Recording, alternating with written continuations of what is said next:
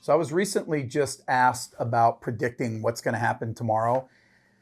I don't really like playing the prediction game. It's a coin flip. You're right, you're wrong. But what I do like is I like playing the reference game. And I got over 30 years of reference in this space, and I got a whole bunch of knowledge to draw upon. And so I've done a lot of that.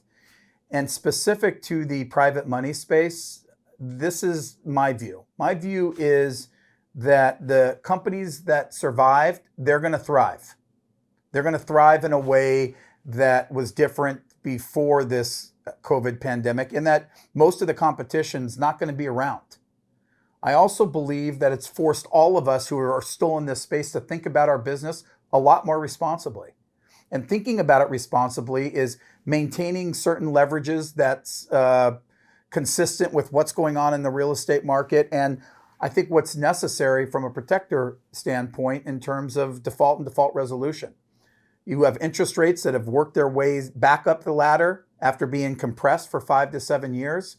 I think that probably holds. It's always slower to come back down than it was to go back up. It took, 20, 30 years to go from the 13, 14% down to the 8s, and it took 3 days to go 200 basis points higher. So I think rates do come back and leverages come back, but they're going to come back slowly, and it's going to be over a period of time.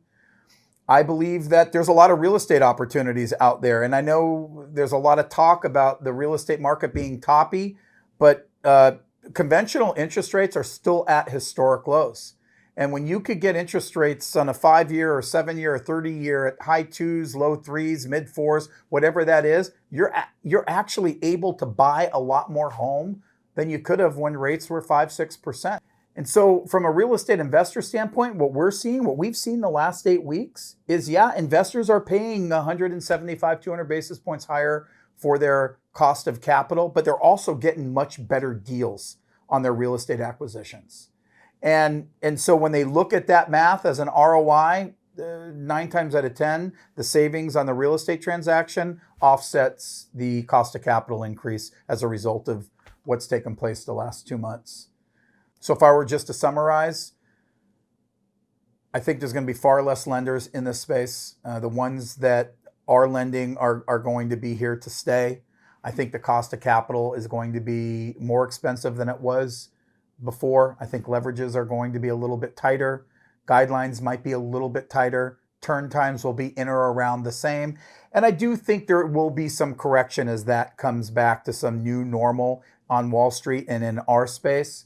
And I think net, when you take a look at real estate, you take a look at the takeout financing and what some of those opportunities present. I don't really believe this is going to be much of a factor in terms of whether people utilize this channel for an opportunity to advance their real estate holdings or they don't.